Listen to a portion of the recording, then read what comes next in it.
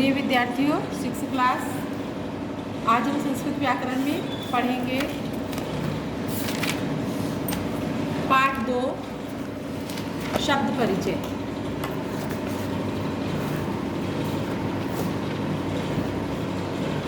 इससे पहली वीडियो में मैंने तुमको पढ़ाया था वर्ण परिचय और वर्णों का उच्चारण स्थान।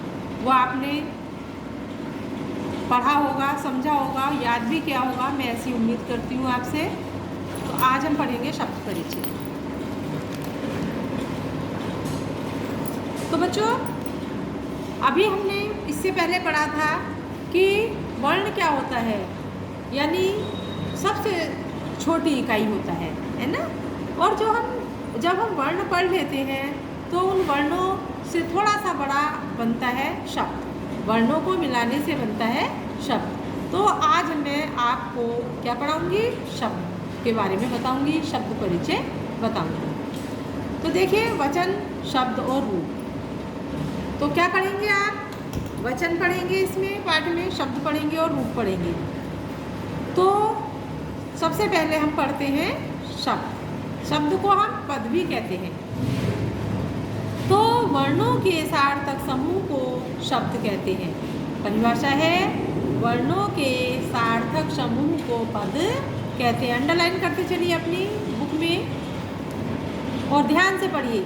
वर्णों के सार्थक समूह को, सार्थक समूह का मतलब होता है जिसका अर्थ निकल रहा होता है। समूह माने गुच्छा, समूह माने तो आप जानते हो, गुच्छा कह दें या कई एक साथ मिल करके झुंड में हो जाते हैं, जो भी है, यानी कई वर्णों का जो समूह है वही शब्द होता है ना। संस्कृत भाषा में शब्दों को ही पद कहा जाता है। संस्कृत भाषा में इसको पद भी कहते हैं, इसको शब्दों को पद भी कहते हैं। संस्कृत व्याकरण में पद के लिए सूत्र है सुप्तिङन्तः पदम्। सुप्तिङन्तः पदम् अर्थात सुप और तिङ, सुप एवं तिङ प्रत्यय जिनके अंत में हो। यानी कौन कौन से प्रत्यय होते हैं? सुप और तिङ प्रत्यय जिनके अंत में होते हैं उन्हें पद कहते हैं।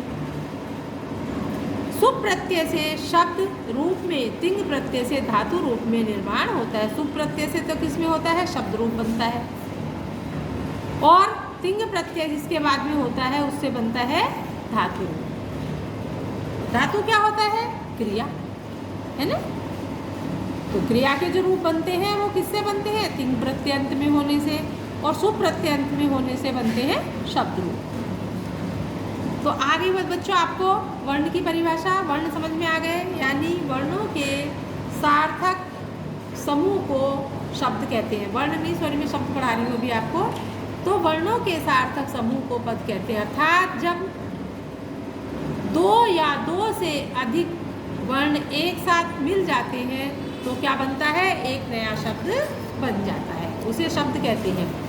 तो बच्चों, शब्द को हम संस्कृत में पद भी कहते हैं। संस्कृत व्याकरण में पद के लिए सूत्र है सुप्तिङन्तः पदम् अर्थात सुप एवं तिङ प्रत्यय जिनके अंत में होता है वो सुबंत कहलाते हैं। सुप प्रत्यय शब्द के अंत में लगता है और तिङ प्रत्यय लगता है धातु के। सुप प्रत्यय से शब्द का निर्माण होता है और तिङ प्रत्यय से धातु का निर्माण होता है।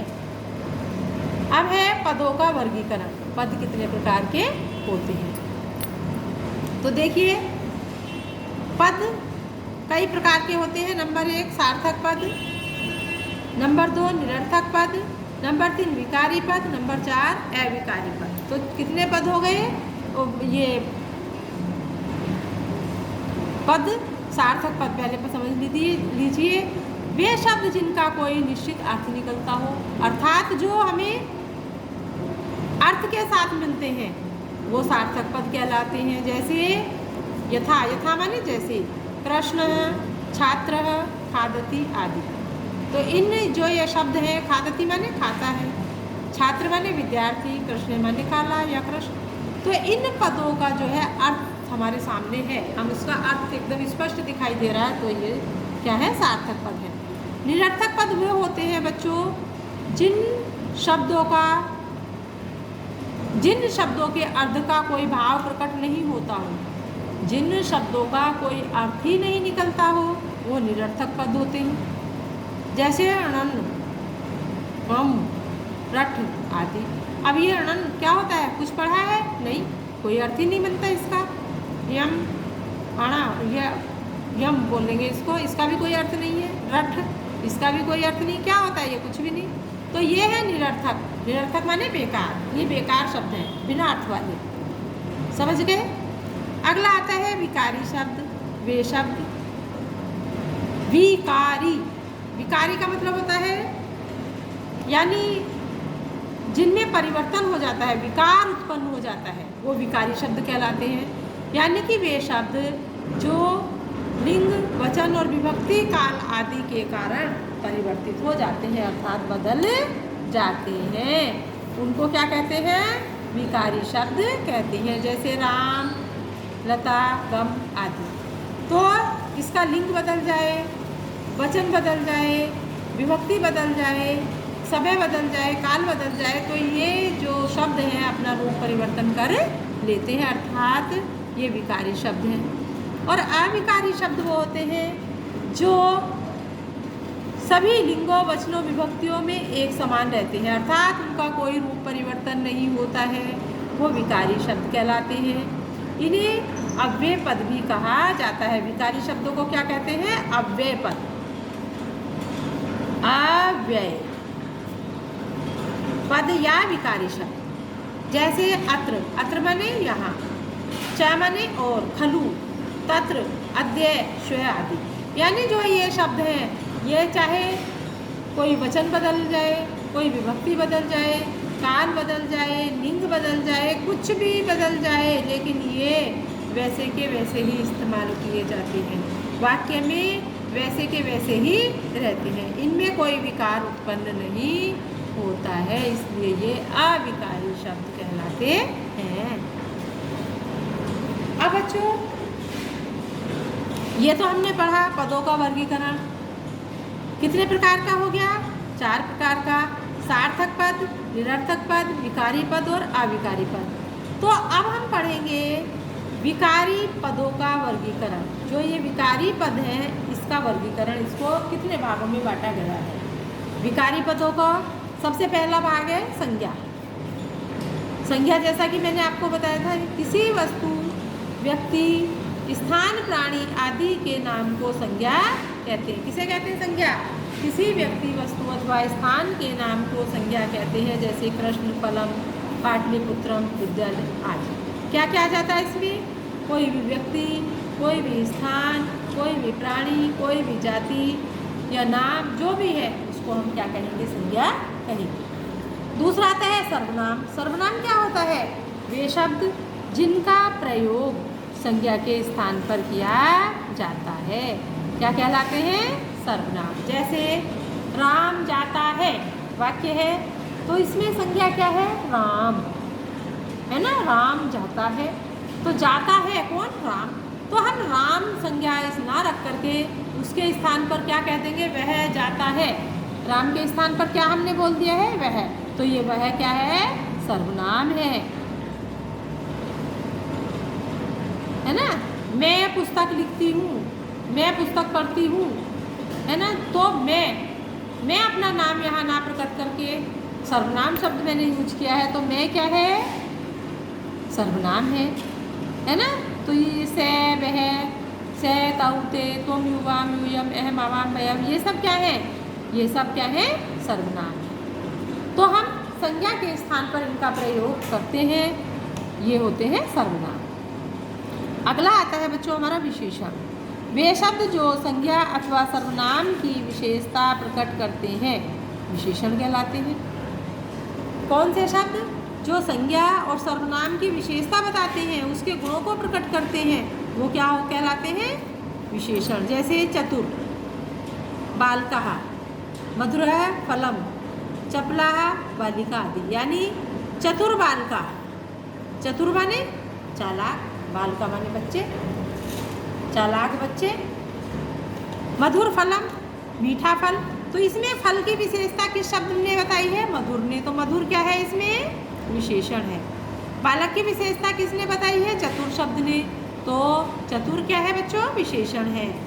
चपला बालिका, चपला माने चंचल, बालिका आदि। तो बालिका की विशेषता किसने बताई है? चपला शब्द ने। तो चंचल लड़की है ना, तो ये विशेषण शब्द हैं। कौन कौन से इसमें? चतुर, मधुर और चपला, ये है हमारे विशेषण। अगला आता है क्रिया। क्रिया किसे कहते हैं? क्रिया होता है जिन शब्दों से किसी कार्य का करना या होना प्रकट हो उसे क्रिया कहते हैं, या जिनमें किसी कार्य का करना या होना पाया जाता है उन्हें क्या कहते हैं? क्रिया कहते हैं। जिससे काम को किया जाता है, आपको हिंदी में बताएंगे। तो काम कैसे, जैसे किन शब्दों के द्वारा, जैसे आपको मैं थोड़ा बता दूं, खाना, पीना, जाना, सोना, उठना, बैठना, रोना, हंसना, ये सब क्या है? हमारी क्रियाएं हैं।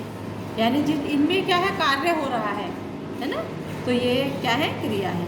लेकिन संस्कृत में क्रिया को क्या कहा जाता है? धातु। संस्कृत में क्रिया को धातु कहते हैं। जैसे पठ, गम, भू, लिख आदि। पठ माने पढ़ना, गम माने जाना, भू माने होना, लिख माने लिखना। तो है ये भी हिंदी में हम क्या पढ़ते हैं? क्रिया पढ़ते हैं, और संस्कृत में हम इनको क्या पढ़ते हैं? धातु। तो ये आया आपको समझ में? विकारी पदों का वर्गीकरण। विकारी पद कितने प्रकार के हैं? 4 प्रकार के। संज्ञा, सर्वनाम, विशेषण और क्रिया।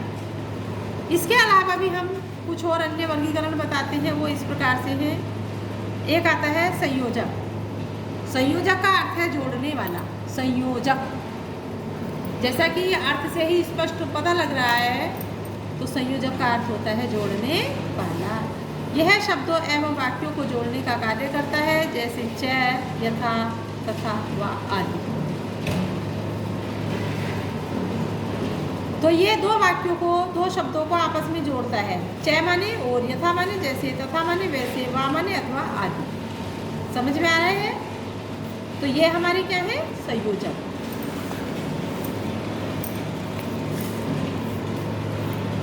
एक है क्रिया विशेषण, यानी जो क्रिया की विशेषता बताते हैं।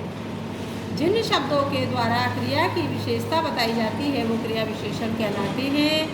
वे शब्द जिनका प्रयोग क्रिया के विशेषण के रूप में किया जाता है, जैसे शनि, शनि, शीघ्रम, तीव्रतम आदि, तीव्रमत आदि, है ना। अगला आता है विस्मयादि बोधक, यानी भाव बताने वाला, विस्मय प्रकट करने वाला जो शब्द होते हैं वो होते हैं विस्मयादि बोधक शब्द। मन के अंदर उत्पन्न होने वाले सुख, दुख, आश्चर्य आदि के भावों को प्रकट करने वाले शब्द, जैसे हे, अरे, भो इत्यादि, ये सब क्या है? विस्मयादि बोधक शब्द है।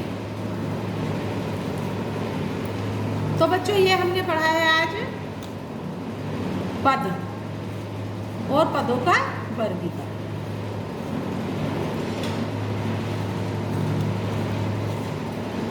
आगे मैं आपको बताती हूँ वचन एवं लिंगों का ज्ञान। वचन क्या है और लिंग क्या है। जैसा कि मैंने आपको हिंदी में भी बताया था कि वचन हमारे कितने होते हैं? 2, एक वचन और द्विवचन। वचन क्या होता है? यानी वचन वो होता है जिससे हम संख्या का ज्ञान प्राप्त करते हैं, अर्थात जिसमें हमें किसी भी संख्या का बोध होता है वो क्या होता है? वचन होता है। संस्कृत में वचन कितने होते हैं? 3। हिंदी में हमने कितने पढ़े थे? 2, एक वचन, द्विवचन। लेकिन संस्कृत में हमारे 1 या 2 वचन नहीं है, संस्कृत में हमारे 3 वचन हैं। एक वचन, द्विवचन और तीसरा बहुवचन।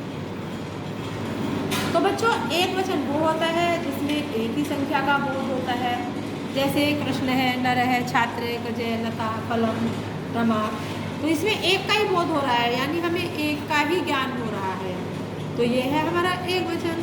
द्विवचन वो होता है जिसमें 2 वस्तुओं का बोध होता है, 2 व्यक्तियों का बोध होता है, यानी इसमें संख्या कितनी होती है? 2। जैसे राम, कृष्ण, राम और कृष्ण, छात्र, 2 छात्र, लते, 2 लता, आवाम, हम 2। तो इन शब्दों के द्वारा हमें क्या है, दो का बोध हो रहा है। तो ये क्या है बच्चों, द्विवचन। तीसरा आता है हमारा बहुवचन। बहुवचन वो होता है जिसमें दो से अधिक संख्या का बोध होता है। कितनी भी हो सकती है, दो से अधिक, है ना, वो होता है हमारा बहुवचन। बहु का मतलब होता है बहुत सारी, है ना। तो जैसे रमः, छात्रः, बालकः, फलानी। बालका बहुत सारे बालक, यानी दो से अधिक कितने भी हो सकते हैं। फलानी बहुत सारे फल, छात्रा बहुत सारी छात्राएं, रमा बहुत सारे रमा। तो इसमें बहुत अधिक, दो से अधिक का बोध हो रहा है। तो वचन आपको समझ में आया। एक वचन वो होता है जिसमें एक वस्तु का बोध हो, द्विवचन वो होता है जिसमें दो वस्तुओं का बोध हो, और बहुवचन होता है जिसमें बहुत सारी वस्तुओं का बोध होता है।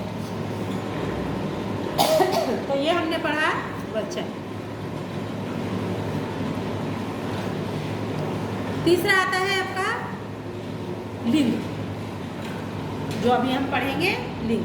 लिंग भी मैं आपको पहले समझा चुकी हूँ संस्कृत में, जिससे स्त्री या पुरुष जाति का बोध होता है, जिसमें हमें ये पता लगे कि जो शब्द है हमारे सामने, जो वस्तु है, जो भी कुछ हमारे सामने है, शब्दों की जाति का बोध कराने वाले जो शब्द हैं, उसमें हमें ये पता लगना है कि ये जाति क्या है, स्त्री लिंग है, पुल्लिंग है, नपुंसक लिंग है ना।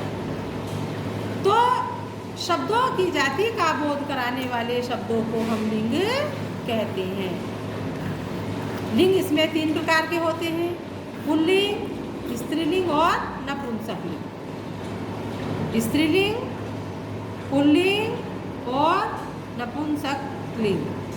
तो पुल्लिंग क्या होता है, पुल्लिंग वो होता है जिसमें पुरुष जाति का बोध होता है, वो होता है पुल्लिंग। जैसे कृष्ण है, छात्र है, विद्यालय, वृक्ष है, गज है आदि। और स्त्रीलिंग क्या होता है, जिसमें स्त्री जाति का बोध होता है, वो स्त्रीलिंग होता है। जैसे कृष्णा, छात्रः, विद्यालय आदि।